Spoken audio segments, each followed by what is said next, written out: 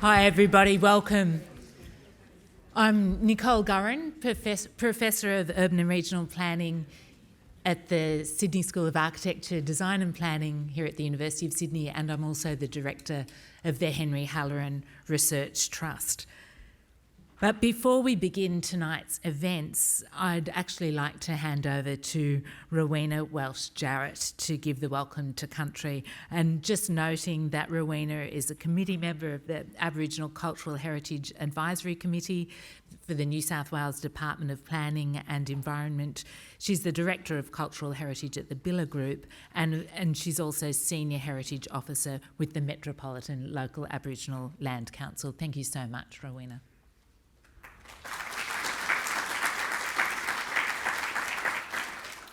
Thank you, Nicole, for that lovely introduction.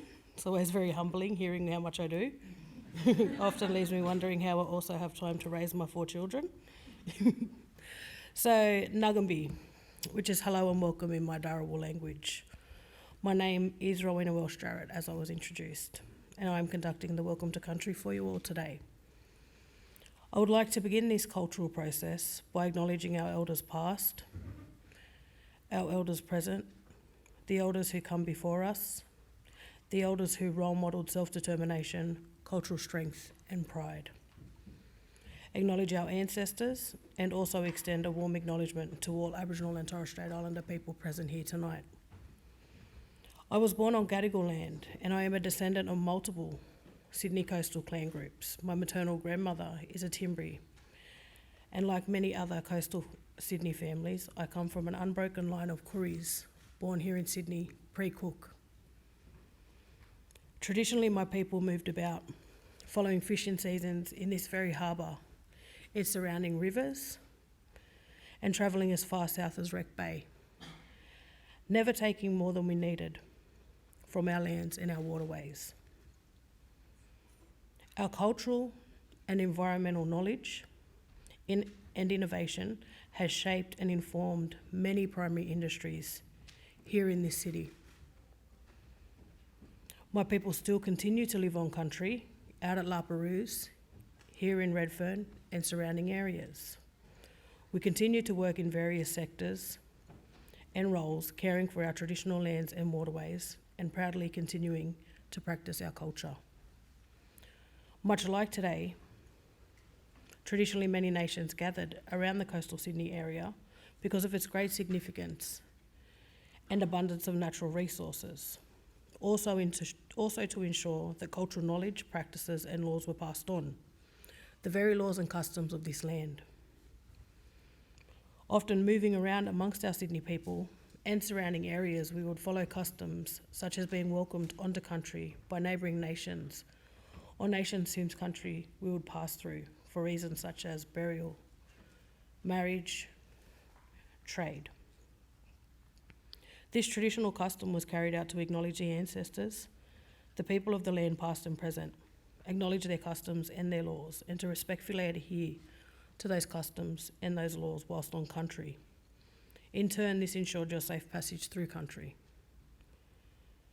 I would also like to take this opportunity for you all participating in the continuation of our culture, the oldest living culture in this world, and the culture of these lands, in the spirit of true reconciliation. So it is with these experiences, the knowledge passed down to me, and the bloodlines within me, that I welcome you to this country, land of the Gadi clan, Gadigal Nura.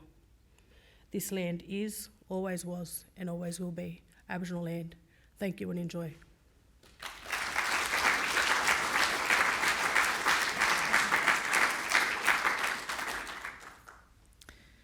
Thank you so much, Rowena. That was a really moving welcome to country and such an important reminder.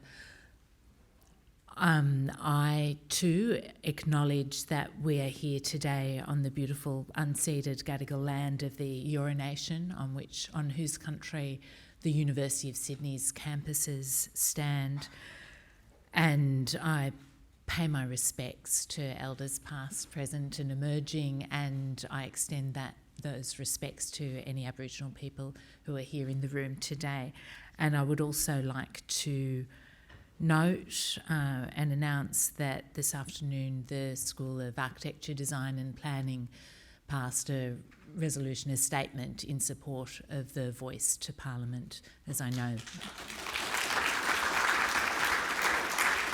many other academic units at the University of Sydney, and certainly our colleagues at other universities have done. So, and thank you to the Aboriginal people who have been so generous and patient and dedicated in their leadership of that movement, and of course the wider Uluru Statement from the heart. And with that, I'm absolutely delighted to welcome you here this evening to this official kick-off event to the Festival of Urbanism Sydney, and I say Sydney because we're now a national event. The Festival of Urbanism is now in its 10th year. Many of the people here tonight have helped, bring us to 10 years and still counting.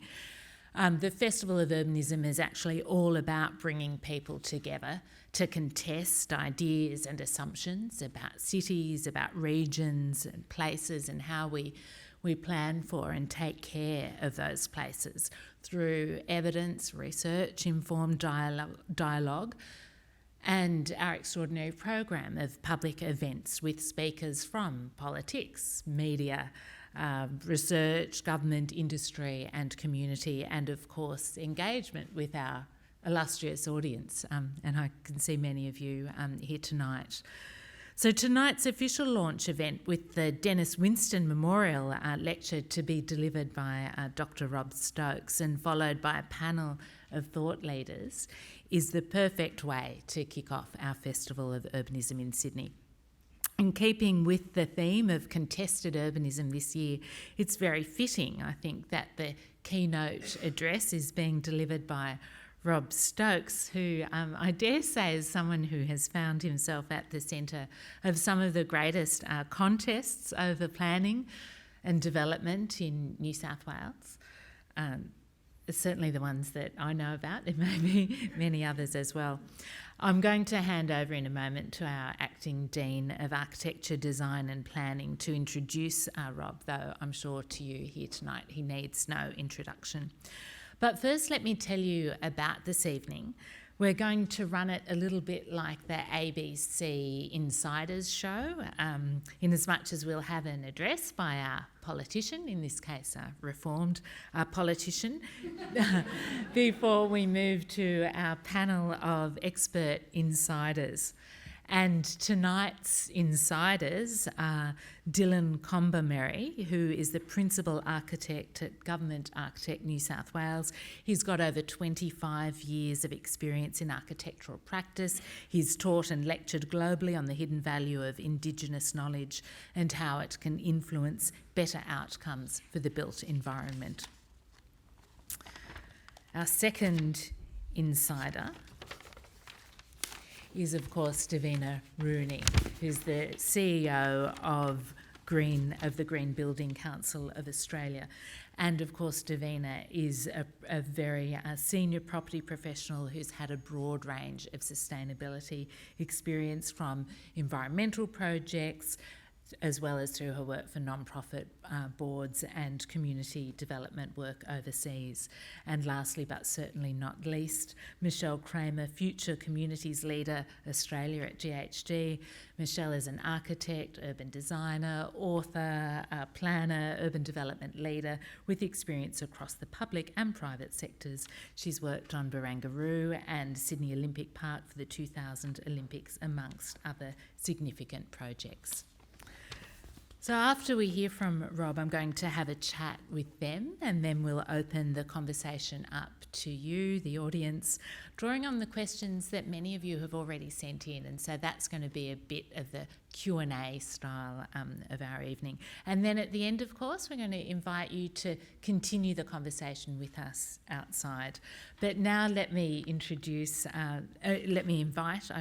Dr. Adrian Keane to introduce the Denis Winston Memorial Lecture and our keynote speaker, Rob Stokes.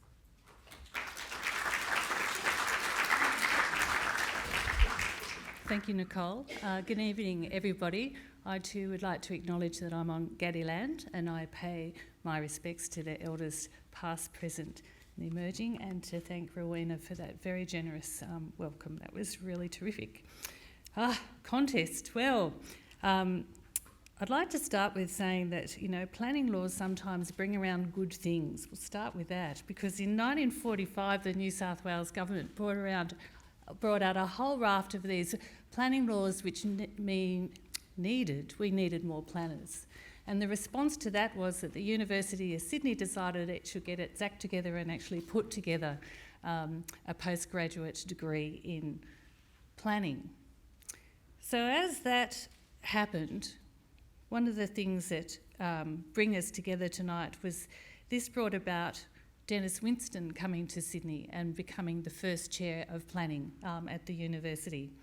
So he was born in Liverpool in 1908 and trained as an architect in Britain before he went to Harvard and studied city and landscape planning. So he was another person who, driven by intellect and the understanding of how broad built environment learning and teaching could be. So then he worked as a senior planner in different roles across the UK before he came and was the foundational chair in town and country planning in 1949, and which we note that actually that was the first course of professional planning in the country. Thank you, Denis.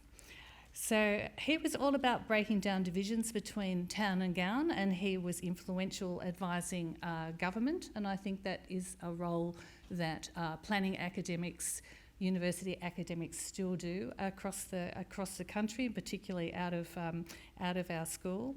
He was an advocate of good civic design and of regional decentralisation, and worked on several landmark projects, including the design of Adaminaby and Jindabyne for the Snowy Mountains Hydroelectric Authority, serving on technical advisory panel for the construction of the Sydney Opera House, and even the National Capital Planning Committee for Canberra. He was a busy, influential guy.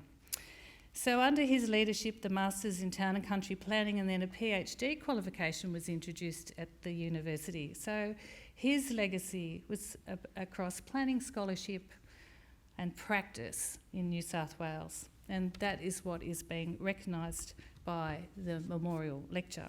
So it's particularly fitting then that the first of these memorial lectures is being delivered by another person who's also been extremely important influence on urban and regional planning in New South Wales, and who also epitomised the role of scholarly practitioner. There should be more of them, I think, that made Professor Winston so influential. Rob Stokes is an urbanist and recognised thought leader on sustainable urban development. He's a member of the Federal Government's Urban Policy Forum and chair of Faith Housing. He served as Australia's first ever Minister for Active Transport with the New South Wales Government, and also served as Minister for Planning, Public Spaces, Cities, Infrastructure, Transport, Education, Environment and Heritage in a political career spanning more than 15 years. So I would like all of you to join me to invite Rob to the lectern. Thank you very much.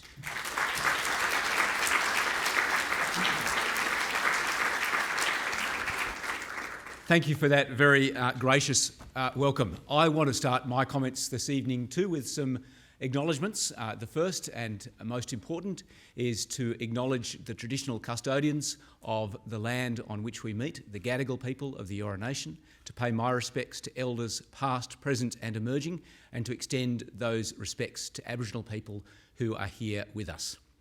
Secondly, I wanted to acknowledge Professor Gurrin for the work she and her team have done in explaining planning to the public, demystifying the practice of planning, and also supporting the idea that planning is all about increasing capacity for people to design the future for the cities that they would like to see, so the democratic aspects of planning. So I wanted to acknowledge Nicole and her team and the entire faculty for the hard work that they've put into this festival, but also into planning education more broadly. Thirdly, I wanted to thank those who had provided some direct inspiration into what I have to say this evening. That's Sarah Stace, Mark Lane, Katie Stevenson and Estelle Gretsch. Thank you all. You're actually much cleverer than me, and it's your assumptions upon which this speech is based. Exactly 50 years ago, Denis Winston chose an auspicious year to retire. 1973 was a window into a world transforming, a year of conclusions and a year of commencements.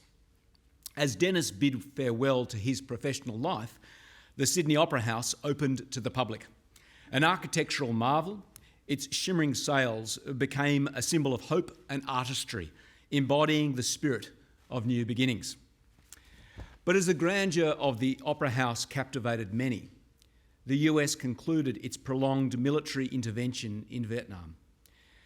The images of returning soldiers were a powerful reminder of the costs of conflict, marking an end to a chapter that had deeply divided society. In Europe, a significant beginning was taking shape. The UK, in its quest for economic prosperity and shared identity, joined the European Economic Community, as it then was, seeding debates and decisions that would echo for decades. The same year, the conclusion of the Bretton Woods Consensus, which had steered global currency relations for almost 3 decades, signalled a shifting economic paradigm. The gold standard was abandoned, ushering in an era of floating exchange rates and changing economic dynamics. OPEC's oil embargo sent global economies into a tailspin. Fuel shortages, soaring prices and serpentine queues at petrol stations symbolised the West's susceptibility to geopolitical tensions in the Middle East. Yet economic vulnerability and urban decay breathed life into urban expressions, with the rhythms and beats of hip-hop emerging from the heart of New York in August 1973. For Denis, his retirement was more than just a personal transition. It was an opportunity to witness the world at a crossroads, with events from 1973 shaping global trajectories for years to come. In the interplay of endings and beginnings, highs and lows, Denis's retirement stood out as a testament to a world undergoing profound change. 1973 wasn't just a year that echoed with political tremors and economic shifts. It was a year that produced revolutionary insights into the realm of urban planning. The threads of economic and political change were woven into an academic tapestry that was rich, diverse, and utterly transformative. 1973 saw the release of David Harvey's seminal work, Social Justice and the City.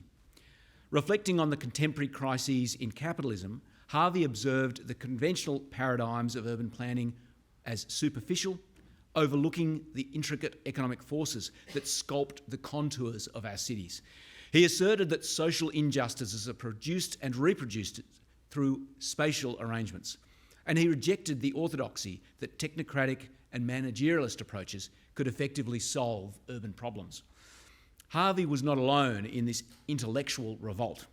Enter John Friedman with his groundbreaking A Transactive Style of Planning.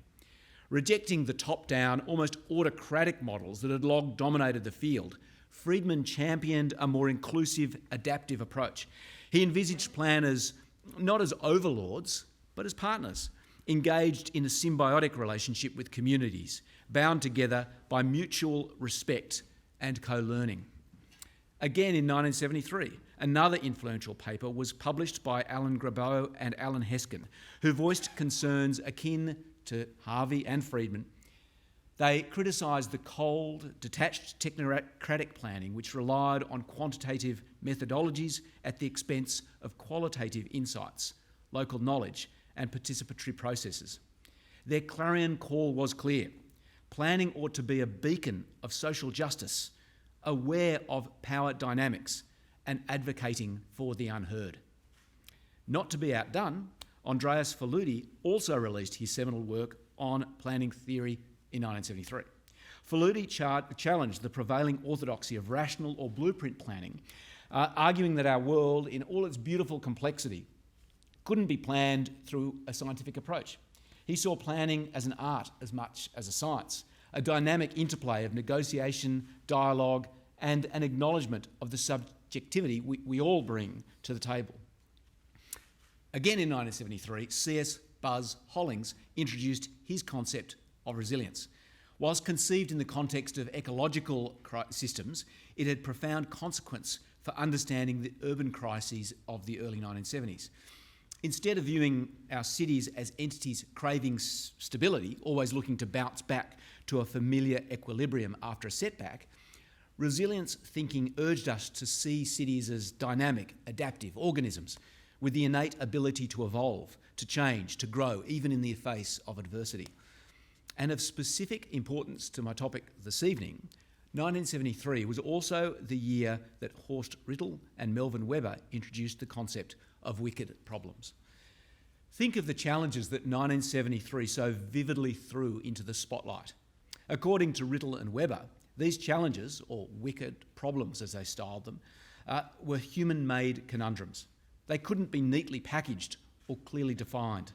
They didn't offer the luxury of a single solution or the promise of a definitive end. These problems were unique, defying the one-size-fits-all solutions that traditional planning cherished. And to make them even more intriguing, potential solutions to wicked problems may themselves generate further problems, creating a special responsibility for decision makers. Simple examples of wicked problems in the urban context include development on floodplains, congested streets or insufficient pedestrian paths, or a lack of schools in areas where children live. Taken collectively, the planning literature from 1973 displays a dramatic, almost revolutionary transition from rational or synoptic planning towards communicative and deliberative planning. It was a seismic shift from cold, calculated rationalism to warm, immersive empiricism, redefining not just how we plan, but how we understand, empathise and engage with the very spaces we inhabit. No longer would planners be mere architects of space. They became curators of experience. Half a century has now passed since 1973's groundbreaking insights into urban planning, yet our cities still grapple with the challenges of the past and new wicked problems arising from recent policies. As Hegel aptly stated, the only thing we learn from history is that we learn nothing from history. Why, despite recognising and understanding these complex issues, do we continue to create them? Why hasn't our past learning prevented future mistakes? The answer is twofold. First, Rittel and Webber's work identified the nature of the wicked problems, but didn't investigate the assumptions which informed the decisions that created the problems in the first place. They sought to raise awareness about the ubiquity of wicked problems, to encourage acceptance of the insolubility of wicked problems, and to advocate adaptation as a means of managing wicked problems. But their research looked at consequence, not causation. They used the word wicked not as a moral judgment, but as a metaphor to describe problems that are elusive, intricate, complex, and frustrating. They looked forward at how to manage problems, not backwards to the thinking which created them. Yet, behind every wicked problem, there are wicked assumptions. And it's not possible to label an assumption as wicked without some sense of moral judgment. Unlike a problem to which moral value cannot always be ascribed, assumptions are inherently based on values and beliefs. Wicked assumptions are the seeds by which wicked problems are sown. Take the examples I mentioned earlier, flooding, for instance. As the American Association of Planning Officials opined, quote, "Every year the floods get bigger and more expensive. The value of structures and uses on the floodplain has increased. The local community and the nation may be asked to pay for damage that should not have been allowed to occur. Some strong words have been said on the subject of floodplain control in the past. It's our hope that stronger action will take place in the future." These words are as true today as when they were written 70 years ago in 1953. The contemporary wicked problem of flooding in the Hawkesbury-Nepean Valley, not far to the west of here, is founded on assumptions about risk. Grace Karskens noted that Aboriginal people warned European colonists to avoid settling on the floodplain, but their warnings were ignored. Until recently, the floodplain development manual in New South Wales required council planners to adopt the 1 in 100 year flood level as the standard for development on floodplains, but expressly prohibited the use of more conservative standards to account for maximum probable flood levels. In our coastal regions, this might seem adequate. The probable maximum flood level and the 1 in 100 year flood level are generally on par, representing similar risk profiles. But if we move inland, particularly to areas like the Lower Hawkesbury, the situation changes drastically. Here, the probable maximum flood can rise to levels 10 metres or more above the official assumed flood planning level. In other words, housing subdivisions over the past 15 or so years since the manual was updated in 2005 are designed to withstand a 1 in 100 year flood. Yet until even more just recent updates to the manual made just recently, any flood event with a probability of just slightly over 1% in any given year could jeopardise thousands of these homes. While the problem caused may not be morally wicked, it is hard to see how the assumption that created it isn't. Other examples of assumptions that have shaped our urban fabric may not seem so morally reprehensible, but display the wickedness of ignorance and arrogance. The urban morphology of so-called settler cities like Sydney is hugely problematic, with a range of complex social, environmental and economic problems caused by car-dependent sprawl, all of which was designed on the basis of assumptions made by professional planners. A series of triune assumptions, echoing the triune principles of Platonic philosophy, underpin the design of our cities. The three magnets drawing together the idealised benefits of town and country toward the paradoxical garden city utopia imagined by Ebenezer Howard, together with the so-called Geddean trio of work, place and folk envisaged by Patrick Geddes, inform more than a century of suburban sprawl. The three spatial rings in the concentric planning model promoted by Ernest Burgess, dividing cities into zones with a clear distinction between a central business district, industrial surround and suburban periphery, lie at the heart of the segregated zonal planning system that inhibits organic mixed-use development today. Even within residential districts, Burgess applied a triune categorisation, sorting residents according to their social class, reflecting economic segregation that shapes the spatial expression of our cities today. While the assumptions of these planners weren't consciously wicked, they reflected the limited diversity of the white middle-class men who designed cities based on their limited experience and vision. Even Denis Winston, whose contribution we honour tonight, portrayed himself as a man of his times, complaining in his 1957 book, quote, "If ever we are really in a hurry, we have to get out of our car and walk." It is ironic that the ability to get out of our cars and walk is exactly the sort of freedom we want to plan for in our cities today. Failing to review the currency of assumptions is also wicked. Sydney's littered with underutilised or even useless public open spaces such as suburban allotments allocated as pocket parks, irregular shaped offcuts from subdivisions or land surrounding drainage swales.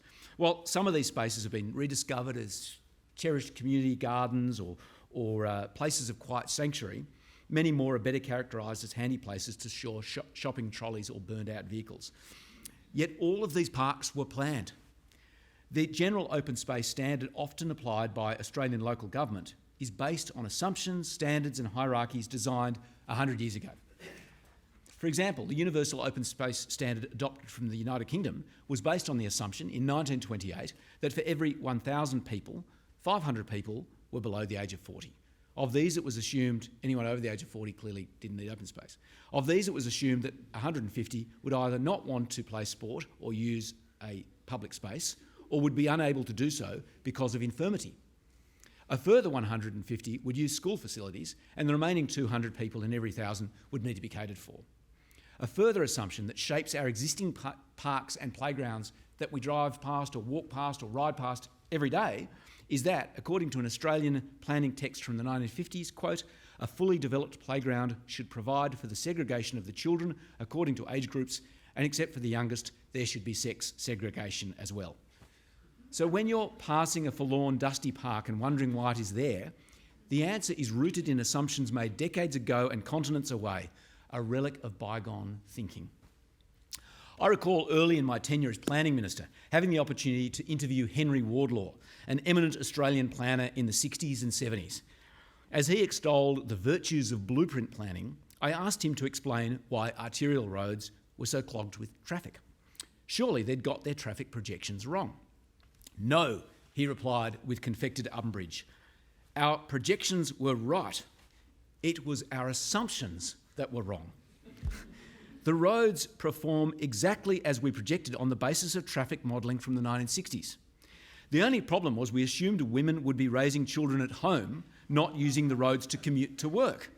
We planned perfectly, but we assumed about half of the traffic volume that actually transpired.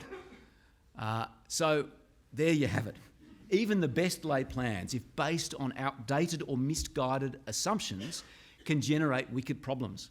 It's a call for us not just to plan, but to continuously re-evaluate the very foundations upon which we base our plans, to ensure that our cities and spaces remain vibrant, functional, and reflective of our current societal values and realities. The second reason why we continue to create wicked problems is based on a fundamental disconnect between planning and economics. And this is where I might get myself in trouble. While 1973 saw a stark shift in the social science of urban planning from rigid rational models to adaptive empirical ones, the related discipline of economics was treading a starkly different path. Rather than embracing the experiential, economics became more rooted in theoretical abstraction. As rational models in planning were abandoned, in economics they were embraced. There were malcontents. 1973, again, saw E.F. Schumacher publish Small is Beautiful, Economics as if People Actually Mattered. But such contrarian views were overshadowed by the dominant ideology of economic rationalism, primarily championed by the influential Chicago School. Suddenly, economists and planners whose worldviews had coalesced around technocratic assumptions and rational models were no longer speaking the same language. Planners began asking people what they wanted, while economists continued to assume what people wanted. Technocratic planners turned to communicative and collaborative practice, whilst technocratic economists defended their rational theoretical models more vociferously than ever. This schism was never more evident than in the arena of urban infrastructure projects. Economists, armed with theoretical models from the likes of Miles, Hicks and Kaldor, introduced project evaluation frameworks laden with intricate assumptions. Formal cost-benefit analysis became the gold standard, mandated by governments across the US, UK, Australia and beyond. But herein lay the friction. The evolving people-centric approach of planners often clashed with the theoretical, assumption-laden methodology of economists. At the same time as cost-benefit analysis was emerging as an objective, quantifiable economic tool to inform policy decisions by economists, planning laws were mandating empirical processes like public participation and social impact assessment. A clash of culture was inevitable, something I experienced firsthand.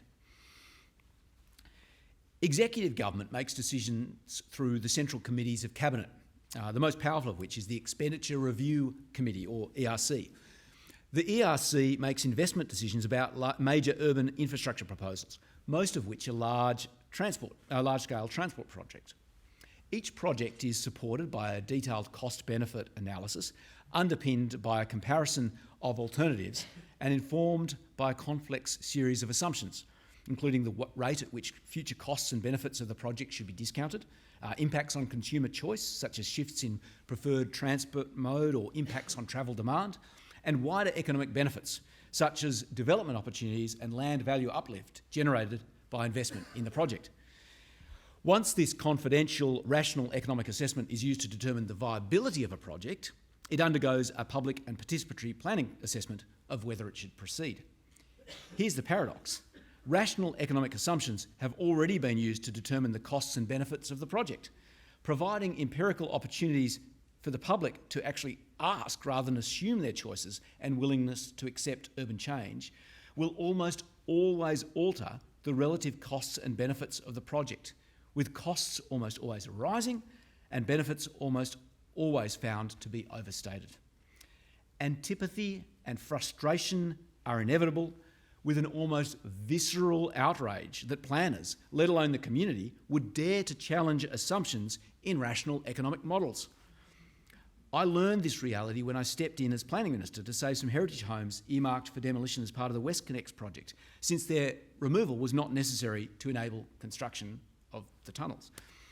However, unbeknown to me at the time, their replacement by residential towers had been assumed in the cost-benefit analysis as a means to recover project costs.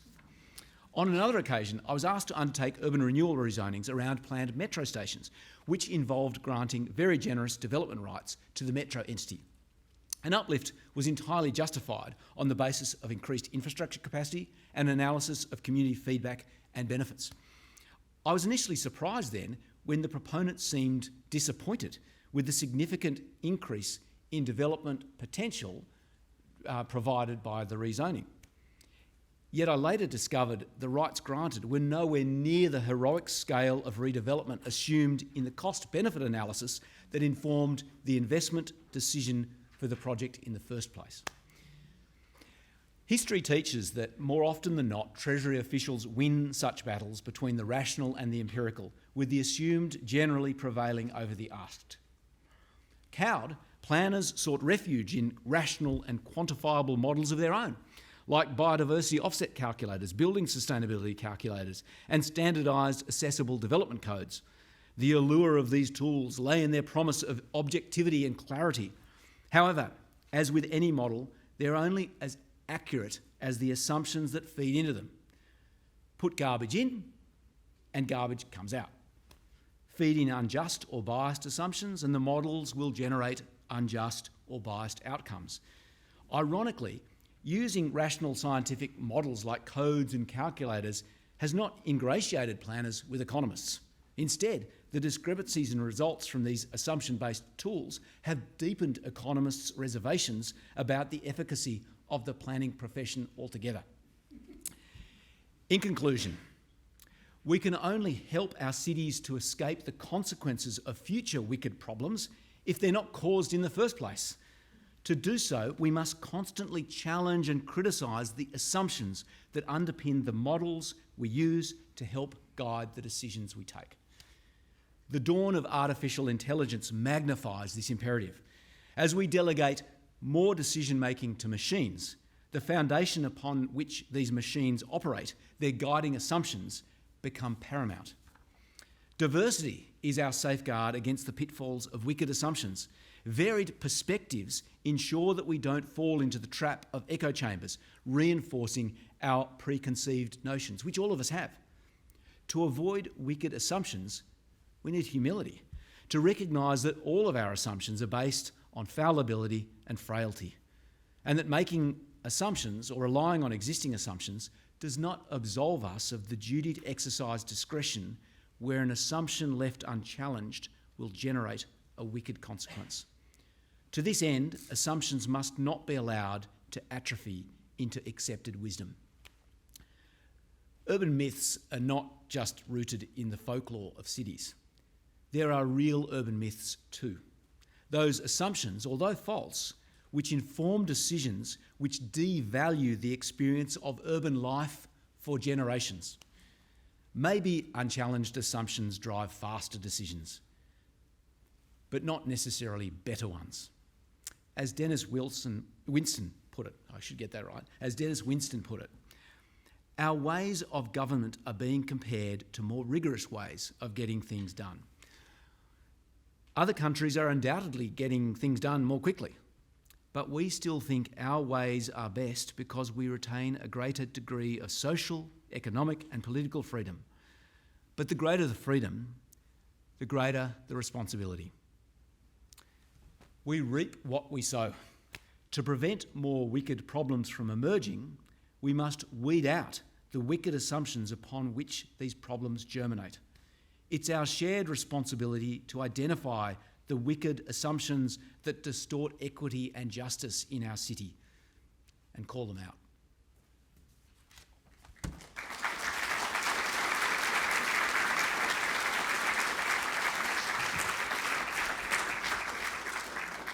Wow, that was a very, very bracing lecture. I actually didn't want it to end, to be perfectly honest with you, and there is so much there for us to talk about.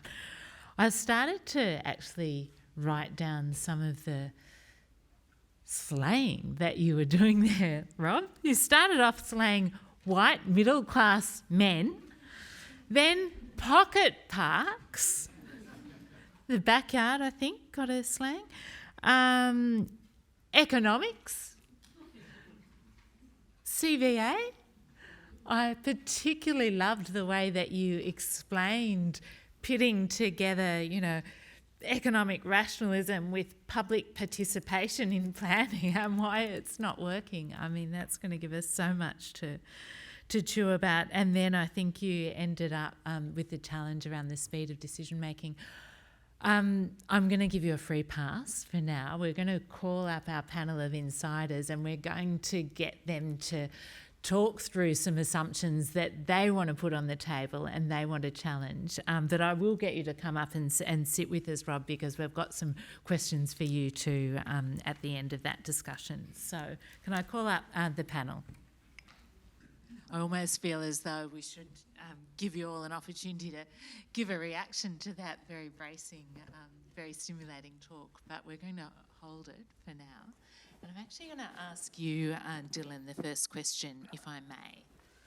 And really, Rob has given us a great segue into this question because I want to ask you how we are or how we should be responding to Aboriginal culture and heritage in designing and planning for our built environment.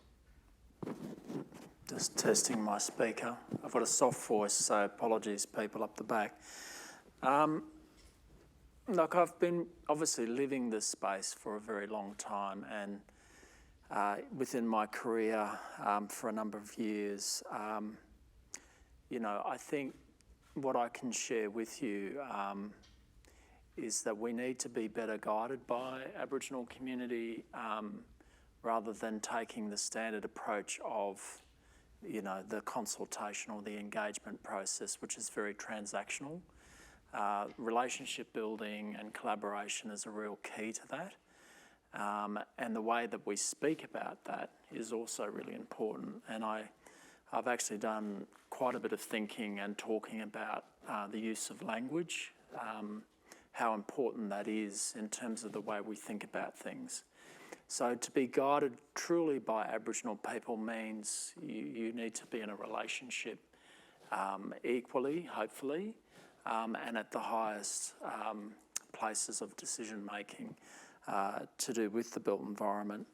The other thing that's really critical within the community is Indigenous cultural intellectual property. Some of you may have heard of it, ICIP. It's within international law that we protect those property rights. But we tend to get very excited about Aboriginal culture and Aboriginal people. There is a real desire to work with Aboriginal people and to learn more. But the challenge is then overstepping that mark of ICIP and this sort of human-centred approach that we have that hopefully we can talk a little bit about, where we want to claim the space as opposed to share the space. And it's a bit like what Rob's talking about, the perils of having cultural mindsets and assumptions about things, particularly learnt through an expertise that we develop. So the experts actually are the worst, I suppose, at having cultural mindsets, because through their experience and their success, they believe that the way that they do things is the best way to do things, as opposed to kind of working with others.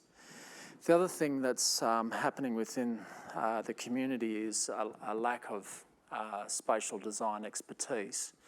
And so there's this great wave of, I suppose, work that's happening and this intention to work with the Aboriginal community, but there's a bit of a catch-up phase within the community that's required to develop their spatial design expertise and to actually understand how their knowledge is being interpreted within the built environment.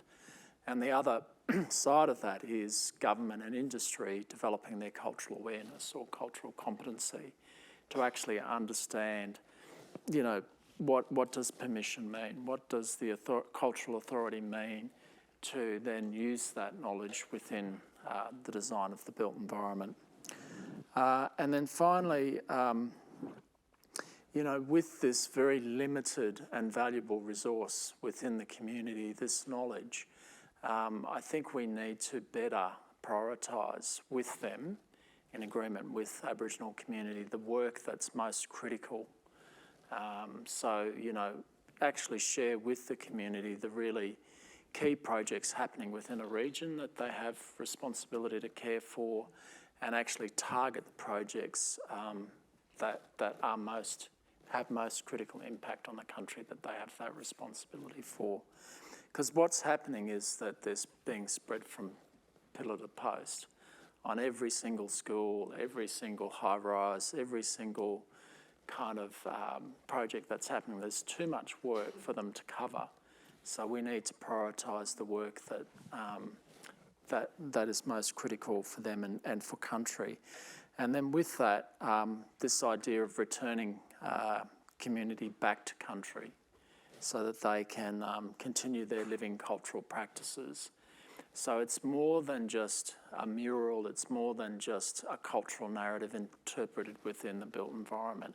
It's actually returning community to country to continue that connection with country and to actually activate country. So these might be concepts that are difficult for many of you to understand, and that's part of the journey that hopefully myself and others are helping to share with you, this idea of connecting with country, designing with country and caring for country. It sounds very, very different actually to the way that we were taught to plan and the assumptions that we take into our professional planning roles in many ways. I wanted to take that further now, and if I may ask you about one of the really difficult issues, I think, and we're going to talk about this again further in the festival, and it's how we recognise both colonial or settler and First Nations cultural history in our planning, and whether we can, even if it's even possible, to have a knowledge or a recognition of even a shared cultural history, and how that might even influence design outcomes.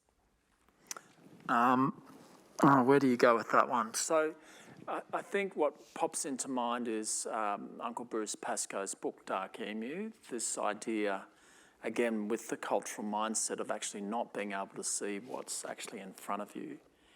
So, you know, that the roads were built by Aboriginal people originally and they became formalised, such as Parramatta Road was an original track built by Aboriginal people. Many of the early post-contact gathering parks, rather, are the original gathering grounds that were cleared and curated by Aboriginal people. So the deep time memory of country is actually, a lot of it is still present within our built environment. It's just, we have to see it.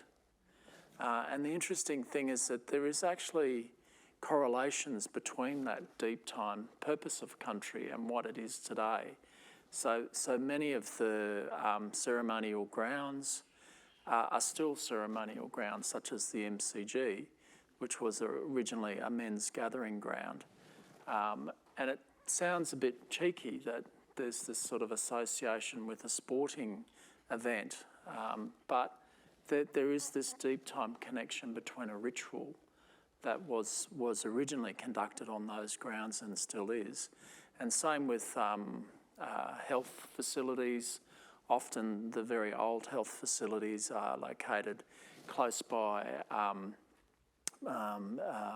healing grounds or places where you could source medicines traditionally.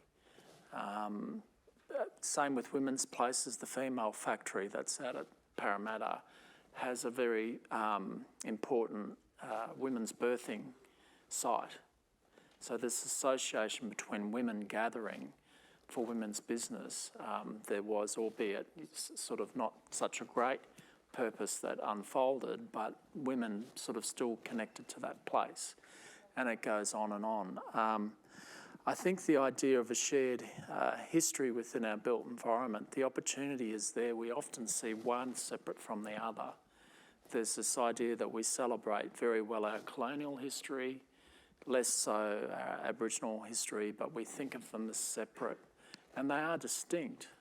But post-contact is a shared history, one affecting the other.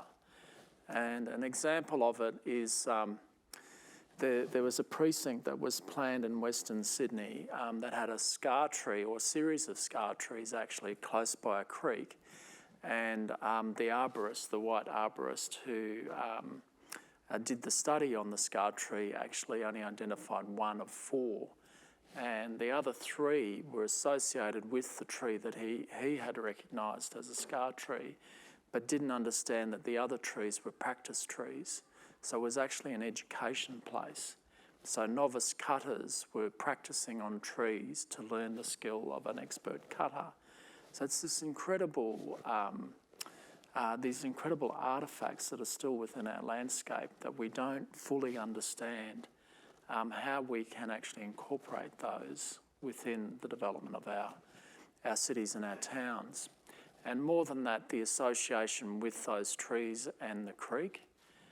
So the original structured plan had them in a pocket park, so it was separate from the creek. But because it was very close to the creek, we managed to, without much sacrifice to the overall planning, get that connection re-established. And then finally, on that point, is always, I say, to think of a tree as a living thing, not just an umbrella to provide us with shade. And I say that in its deepest sense, the respect of the living entity of the tree and the life that it supports. Not to think of it as an umbrella. And it's we see this as a good thing. We need to provide shade as the globe is warming. But we often think of the tree as something, as a commodity, as an umbrella. And the tree needs relationship with other trees. And so, again, many of you in the room may know that trees actually communicate with one another and they support one another through the root system. And the trees can identify its family of trees. I mean, it's quite remarkable. So the science tells us this, but culturally, certainly within Aboriginal community, we knew that this was what existed. So there are those spatial dimensions, I think, between sharing that cultural knowledge with the knowledge that we have in mainstream society. And I think we can get these, often they're quite subtle shifts, but they can have dramatic outcomes. Wow, I mean, that's so profound. And when we listen to you talk even just about the deep histories around the places that I think it's fair to say, well, certainly I probably would have looked at those places actually seeing none of that. So my own assumptions, as a settler white planner, that, the place had a very shallow history, needs to be challenged, and people like me need to be deeply educated. And so on that subject of education and actually challenging our assumptions and moving to a better process, can you talk about what a real country-centred planning process might look like? I mean, one of my favourite examples is that, like, when I was taught here at University of Sydney within architecture, the site analysis is probably the first thing that you learn. And it's often based on maps and surveys, and it's quite a static process actually. Even though you might visit the site, it's actually using your eye. And the word site, S-I-T-E, is actually linked to sight, seeing, and sitting.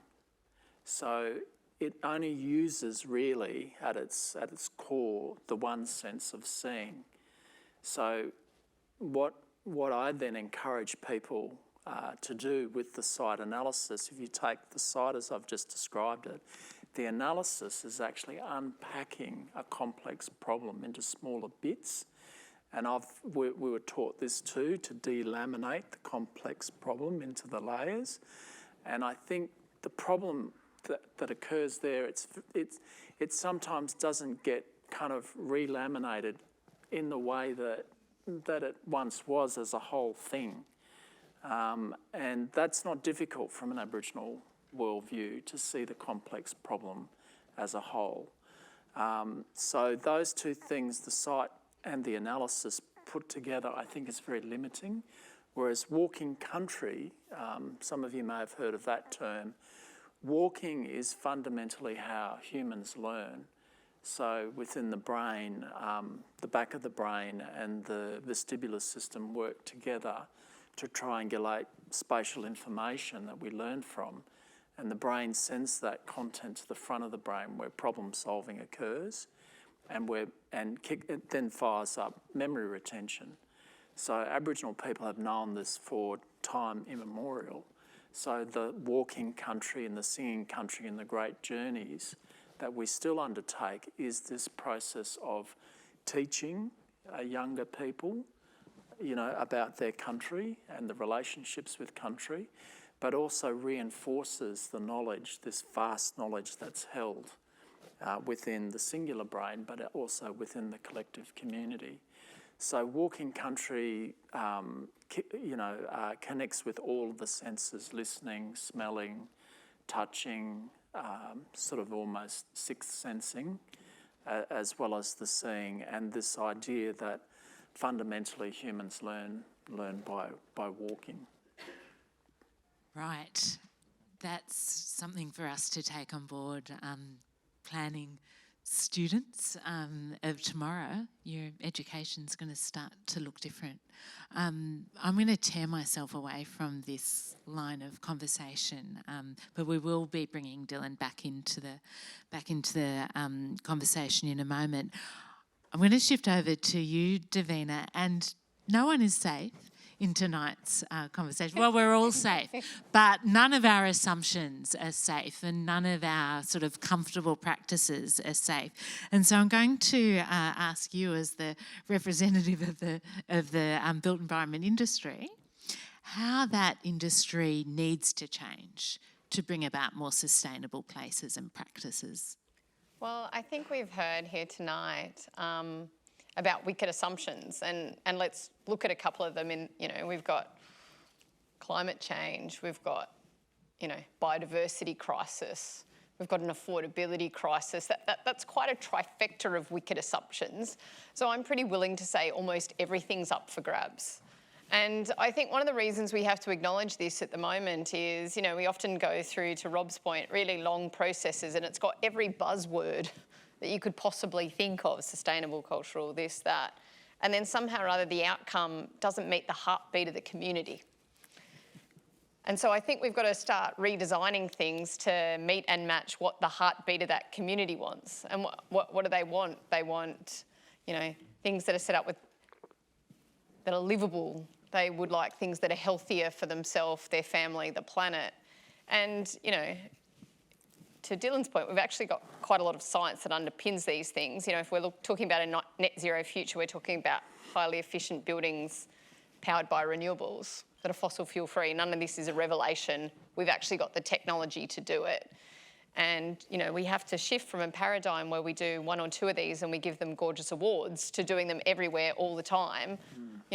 Otherwise, my daughter was sent home from school today in the heat, and sort of said to me, "Why is it this hot in spring? Why is it this hot in the first week of spring?" I think we fundamentally have to look at a very new paradigm, and we need to basically, everything's got to be up for grabs, and we've got to bring the community's heartbeat right to the centre of this, and then we've got to take all the science that we know to be true and look at pathways to implement it at scale. Wow, that's actually quite a shocking thing that a classroom was sent home in September because of high heat. Can I say when my children are sent home, it's generally not to do with the heat? It's the first thing. Are you sure the whole class was sent home? No, not the whole class. She was sent home out of her class, not coping with the heat, you know. And so, but how is this, you know, how are we at this day? And, you know, I think it's one of those things. I mean, when we used to talk about climate change, you know, early in my career, a couple of decades ago, we used to talk about it as though it was a long way away and far, far away. And then I think for many of us, you know, the moment my son during the bushfires came up to me and was like, so I can't breathe and you're sending me there, what are you going to do about that? So all of a sudden, the wicked problems that seems a long way away and someone else's problem in a land far, far, they're right here, right now. They're very immediate and they're very personal. And so I think that changes quite a lot of the assumptions. And it's really important for us to reach this moment whilst, you know, the climate assumptions in particular were conservative. We're further along, you know, we're going to hit 1.5 degrees later this year despite all international agreements. So like now's the time to bring the battle cry to actually take all the things we know we should do and bring them at scale and to, you know, to hell with talkback radio. You know, we can't run years of public conversation run by the best context and we have one shock jock who doesn't like it. And all of a sudden we're willing to give up the festival of ideas. You know, I think we have to be braver than that because the assumptions of what was at stake have changed. I mean, on that, when I was at planning school, I actually didn't learn about ESD, for instance. You know, that's how much re-education we actually have to do across the profession. But one of the assumptions that I don't think I'm ready to let go of yet is actually that we bring about good change, better change through regulation. And as someone from industry, I want to ask you about that, Davina, because, you know, certainly that is one of the contests that we will often fight is over regulation and particularly, I mean, look, can we just for a moment recognise the grey roof scandal that was a couple of years ago when you know, our former Minister for Planning and every other, you know, urban portfolio that you can imagine tried to regulate against grey roofs and it didn't go very far.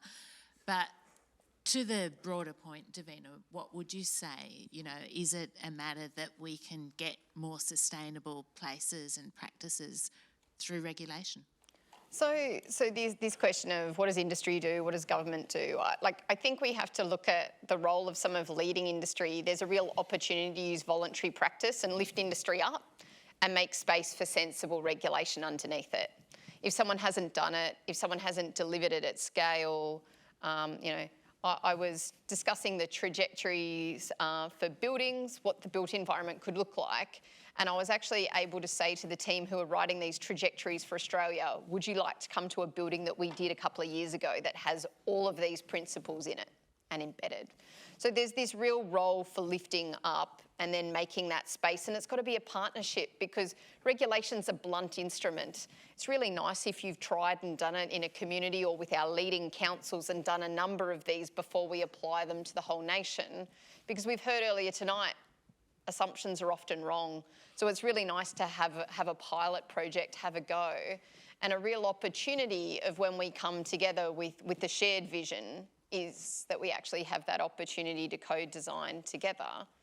I think we do have to acknowledge though, that there's certain parts of our market where it's fragmented, where communication is complex, and when in spaces like residential, we're decades behind the rest of the developed world, that there is going to be a need for regulation to lift minimum standards.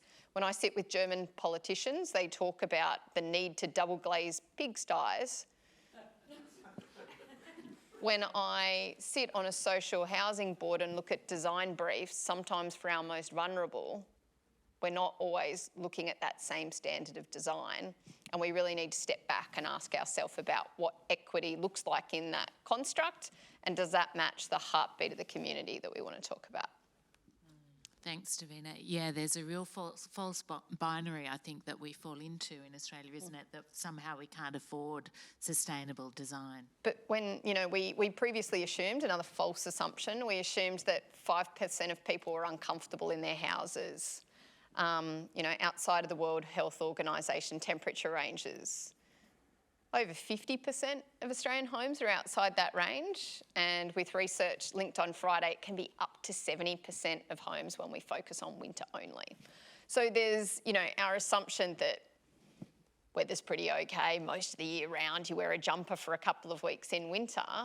We're a society where of all the elderly who were presented in a Victorian hospital for hypothermia with the elderly, 87% of them were in their houses. When we get it wrong in the built environment at scale, there's a risk that we create intergenerational poverty and intergenerational challenge, and that's the accountability we hold when you hold the pen.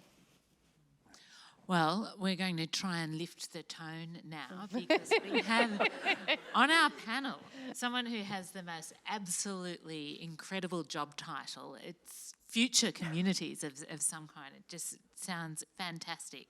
So as our person responsible for bringing about future communities, Michelle Kramer, can I ask you what mind shifts urban planners and designers need to make to bring about the kind of future communities that we need?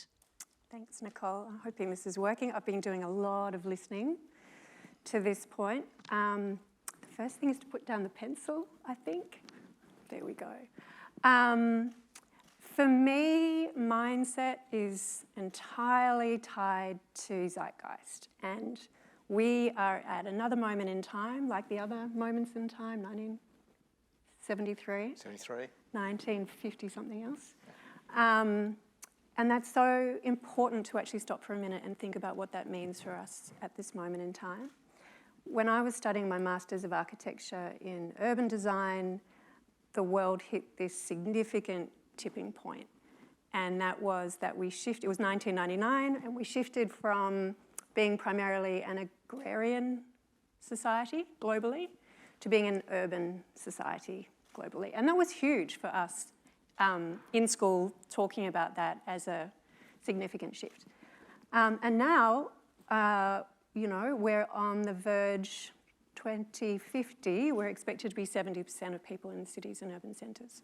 So that for me is not so much about the city shaping part of that, but what it means for the people that are in those cities and why we're actually putting these urban agglomerations together. It's for the people that will occupy them.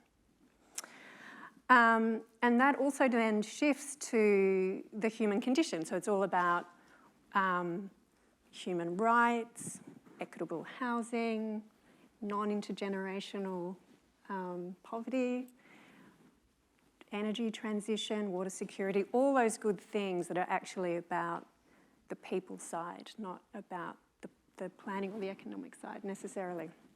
But those bits are, of course, really important. So to answer the question,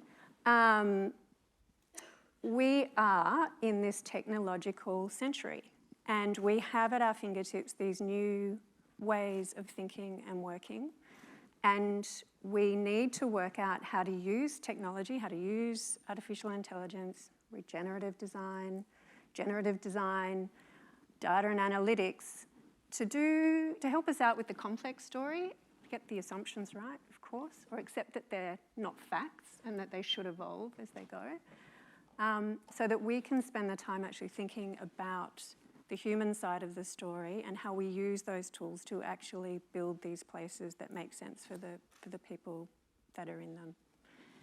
And I think that's... Wow, it's very exciting always when you hear an architect and urban designer say, no, let's put down our pencils and talk about people and communities. And if I may, tomorrow evening we've got a panel, and I've seen a preview of the most exciting but also alarming research to be brought to bear around AI and the implications of that for cities. So that's going to be an amazing discussion, but very much along the lines that Michelle alluded to. Look, I do have one last question for Michelle, and then we're going to go to audience questions. But This is something that really intrigues me, and it's based on Michelle's, one of the many hats that Michelle wears in relation to the work. I'm aware that you do some work with, I believe it's UNICEF and young people.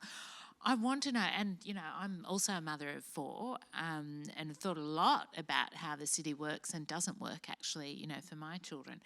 But what do you think we would do differently if we were actually focusing on children and young people and how they experience and how they want to experience the city? Yeah, I am very privileged to work for strategic advisor to UNICEF Australia on their child-friendly cities program. So I've got some stats. I'm going to use them. The first one totally aligns with what you just said, which is UNICEF Australia gave a report to the Senate in 2019, so sort of in the middle of pandemics and post a bushfire, but not the other bushfire, and pre some floods. And they said that Australian children have a rising fear of the future, that they are living and breathing this situation, which is all climate related, and they are wondering what the adults around them are doing about it and how they could potentially participate in that change, or giving them a sense of potential that they can make a difference. And then before COP26 a couple of years ago, GHD did a young professionals survey, and that's where I'm going to read. I have to put my glasses on for that. So we asked our young professionals how confident they were that global emission reduction goals would be met within 10 years. And rather shockingly, 52% said that they were not confident. And so there were some other stats that were equally difficult to hear, which was 65% rated the speed of community adaptation to climate change as too slow, 69% rated the speed of change to clean energy as too slow, 84% said governments and businesses weren't doing enough to prioritise low carbon energy, and it went on and on. But 42%, almost got to 50%, were confident as future leaders to directly contribute to emissions reduction goals. And I think that's the bit that's really powerful. So you've got almost 50% of our people standing up and saying, I actually want to participate in this. Even though it's really hard and I don't think we're there, I want to have a role to play in this. And so for me, working with young people and the UNICEF crew, it's around how do we give a voice to those people and accept that it isn't our generation or our culture or our gender that is actually the right way forward, but we can introduce these people also into the program in some way. So there are lots of local councils across Sydney that now have youth councils as part of that and part of their planning program. They use those councils. I think that's fantastic. There's some interesting changes going on in planning law around, or planning guidance, I should say, that is looking at what kids in apartments means. What does it mean to live in an apartment as a family versus apartments being built for young professionals, and how that actually changes the way that you design them. So there's hope, but there's that, the request of us is how do we actually bring those people into the conversation in a genuine and meaningful way, because they also know how to use the technology, and that's a really handy thing for us to also consider in this process. Yeah, from assumptions about what gender segregated playgrounds to kids in apartments, I think we haven't actually done a great job of challenging our assumptions about how children use the city and homes. We're going to shift to audience questions now, but I can see hands going up. People have submitted questions in advance, and they're good questions, and we're going to honour them by running through them. We're going to try and run through them fast because we've only got 15 minutes. There will be an opportunity, of course, to meet the speakers afterwards over drinks, so you might have to hold your new questions to the drinks where we'll capture you as you're leaving. Rob, I'm going to ask you this question. It was a late question. It came in. It's without notice. And it's quick, All right. but I think it's hard. Right. What was the most wicked problem you faced during your time? I wasn't really a wicked problem. I was a wicked applicant. It was probably the bloody Star Casino. That was the really hard one for me. I'll get sued now. Do won't go I? on. but no, it was more that I think this city particularly, it's interesting. Maybe this is naive on my part, but I thought there are two things you can do to plan. You can either say to private applicants, you know what, government will be completely passive. You come forward with your ideas, and if it's a good idea, we'll say yes. And that's what they do in some parts of the United States, for example. Or you can have a system where you strategically plan as a community, you talk as a community, you ask as a community, different groups in the community, different ages, and get a picture of what your aspirations are, what infrastructures you need to support those aspirations, and then you apportion development rights according to that shared agreement.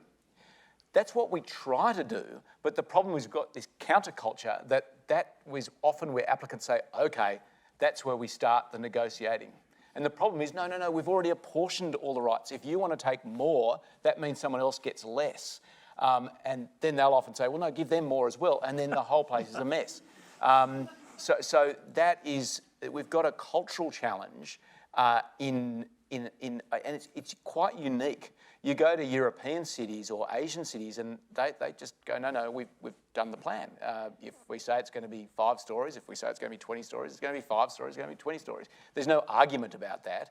That's just what the rights that have been determined based on the capacities and the constraints of a particular area. We don't do it that way. Yeah, so that was my answer. Yeah, that was a pretty good answer, actually. All right, no more anonymous questions, sadly.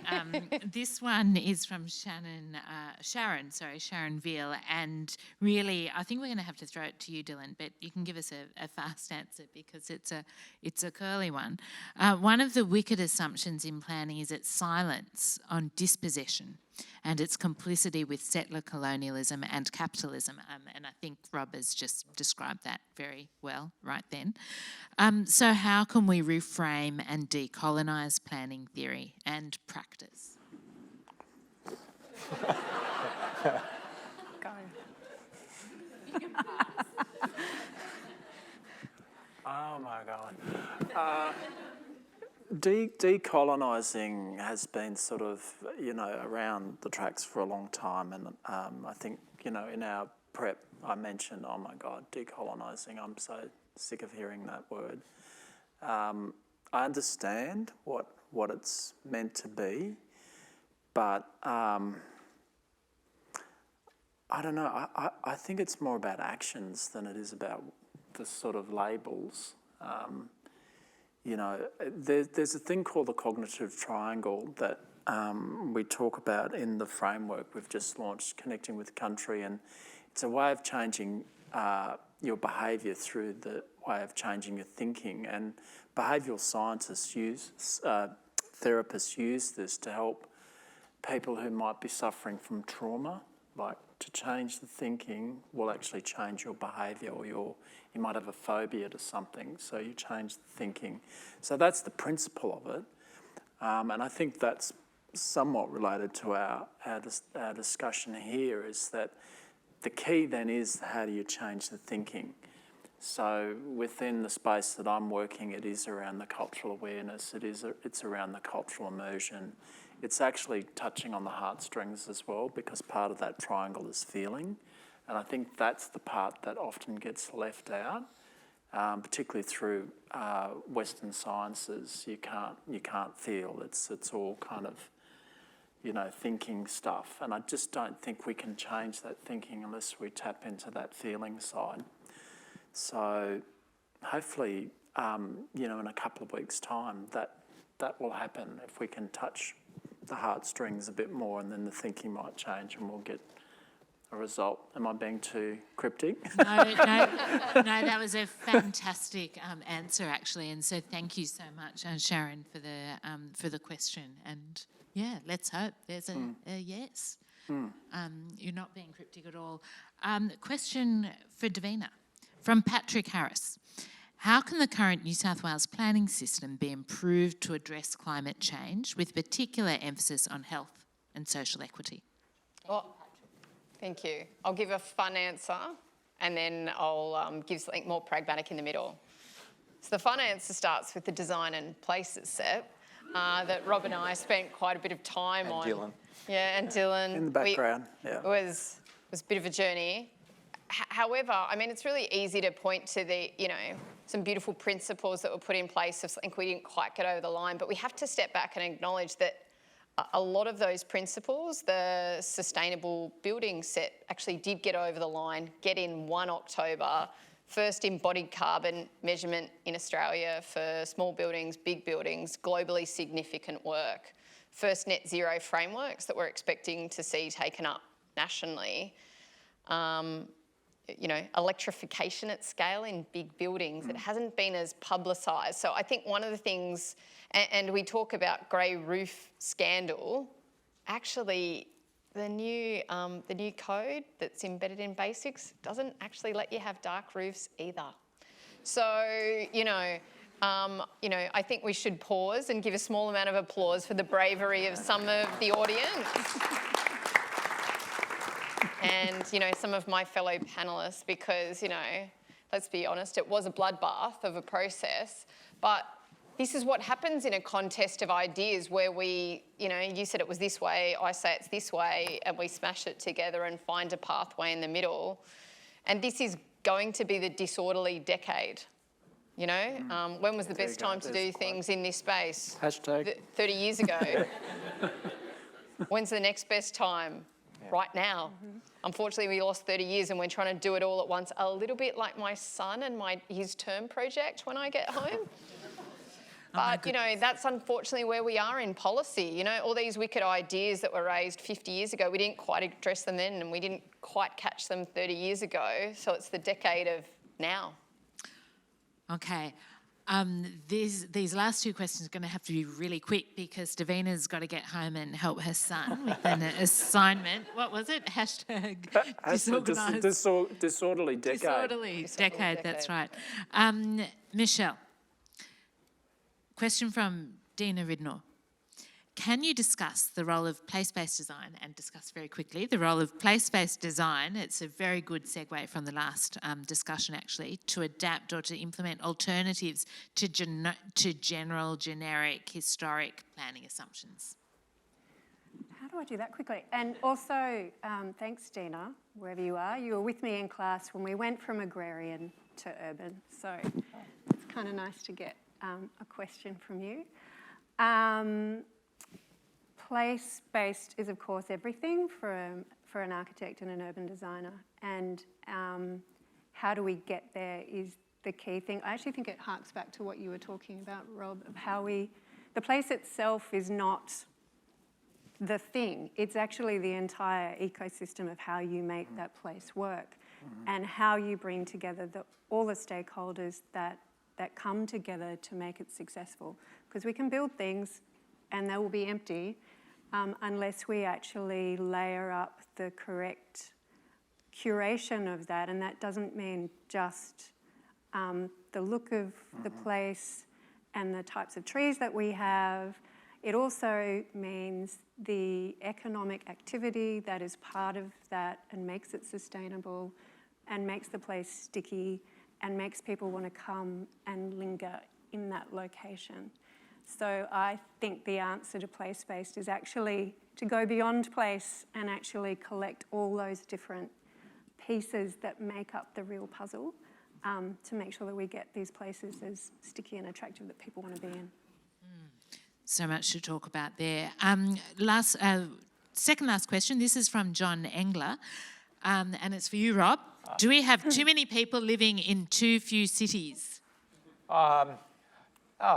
Thanks, John. Well, Yes, but there's nothing we can do about it because more and more people are going to want to come into the bigger cities. That's just the reality. So we're going to have to figure out how to make it all work. And the beauty is, that is in one sense the wonderful challenge of design. You give a designer no problem and they come up with really boring solutions. You give them something impossible to deal with, and that's where you get really creative, inventive, wonderful outcomes. So we're going to end up with mega cities because everyone wants to live next to each other. Where, you know, ideally, yes, it might be, well, in one sense, from a sustainability perspective, it might be better to have all the systems concentrated rather than spread out. But whether it's a good thing or not, it's going to happen. So. All right. Okay. So this is the last question. It's for all of you. So it's going to be really fast because we're at time. The question was submitted by Donald Proctor and is a very good one. I'm going to start actually with Davina and we'll run through to Dylan. What will be the next greatest false assumption or myth? I'm going to go with an oldie but a goodie. Cost, not value. Depressing. Rob. I'm going to get myself in trouble again. And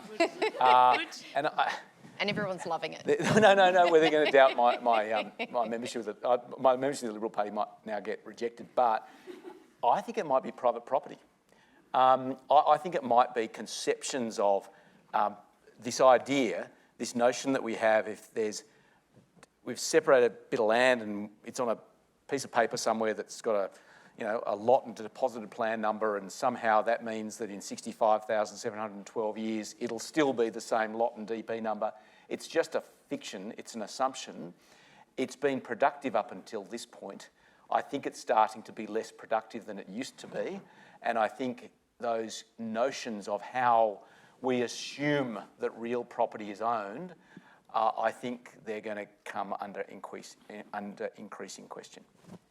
Well, that's definitely something to talk about. Michelle? I think we need to think about things that we think are permanent, but really are not permanent at all. And the best example I can give of that is, and stealing a little bit from Bruce Mao, the futurist, we just accept that waste is a thing that we deal with. Imagine if we just didn't accept that waste existed, and how would we change the way that we approached how we were designing and building our cities. Transformational. Great, thank you. And Dylan? I might come full circle back to Bruce Pascoe's book, Dark Emu. The assumption there is that we can't see what's in front of us. I think we can. Oh, well, that is a really wonderful note to end on. Before we do end, and before I thank our amazing speakers this evening, I want to tell you about the rest of the Festival of Urbanism Sydney, most of which is going to take place at the Chow Chap Wing Museum. There are still places available to most sessions, and if you can't get one, reach out, because we don't want anyone to miss out on this program of free public events. And the other thing I need to say is, of course, we want you to join us in a moment outside. But look, can I thank our amazing keynote speaker, Dr Robert Stokes. That was an extraordinary address.